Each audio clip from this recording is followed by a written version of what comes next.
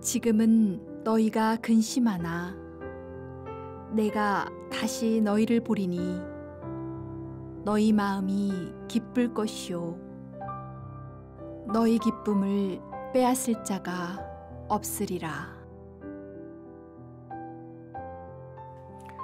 예수님은 당신을 따르는 제자들에게 빼앗기지 않을 기쁨을 주시겠다고 약속하셨습니다.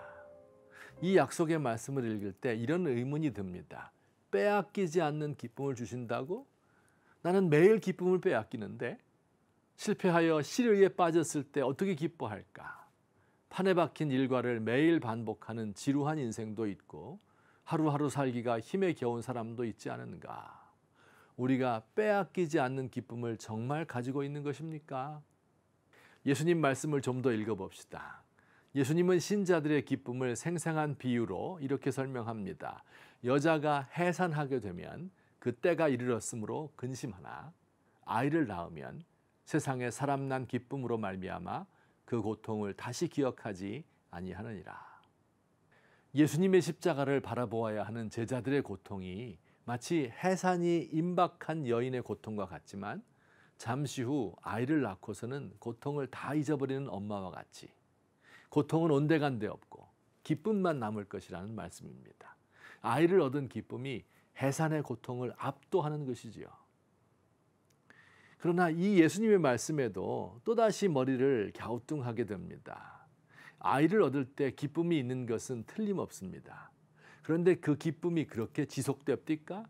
맨 먼저 엄마를 괴롭히는 것은 아이가 잠을 못 자게 만들 때입니다.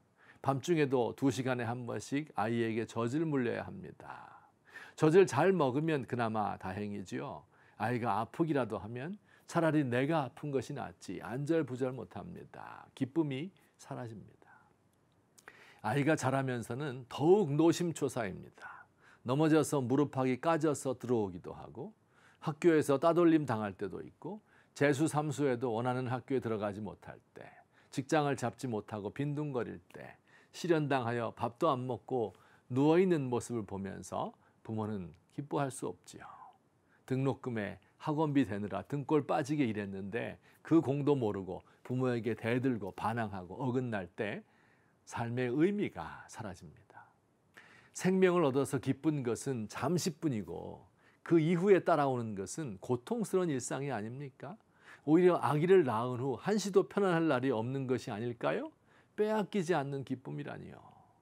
사랑하는 성도 여러분, 여기서 우리가 잘 생각해 보십시다. 아이를 낳은 후 한시도 편안할 날이 없는 것은 사실입니다. 하지만 우리가 꼭 알아야 할 것이 있습니다.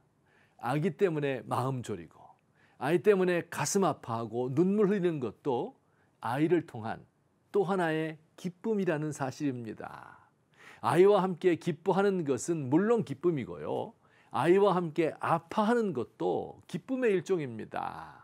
자녀들이 성공을 거두어 부모를 기쁘게 해주는 순간도 큰 기쁨이지만 실패의 순간 바작바작 타들어가는 아련한 아쉬움도 행복의 일부라는 말입니다. 정말 자녀가 보기 싫고 미울 때면 그래서 괜히 낳아서 이 고생한다고 생각되실 때면 한번 상상해 보세요. 이 아이가 없었더라면 나의 인생이 어떠했을까 하고요. 차라리 없었던 게 나았을 것이라고 생각되십니까? 그런 분은 한 분도 안 계실 것입니다. 자녀가 없었으면 내 삶이 어땠을까 상상할 수도 없고 상상하기도 싫습니다. 아이를 얻는다는 것은 가슴속에 기쁨의 샘이 하나 심겨지는 것입니다. 때로 그 샘이 마르기도 하고 쓴물이 나오기도 하지만 모든 부모는 언젠가 그 샘에서 다시 기쁨의 맑은 물이 솟아날 것을 믿습니다. 우리가 예수를 믿을 때 우리의 가슴 속에 기쁨의 샘이 하나 심겨지는 것입니다. 빼앗기지 않는 기쁨의 샘입니다.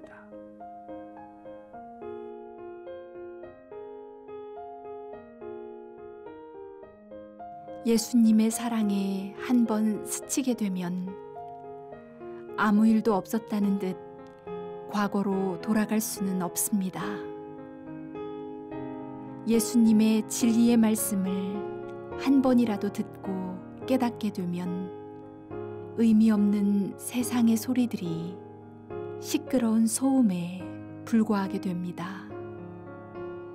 자유와 기쁨의 샘물을 마시고 나면 다시는 속박의 상태로 들어갈 수가 없습니다. 주님, 제 안에 마르지 않는 샘이 심겨져 있습니다.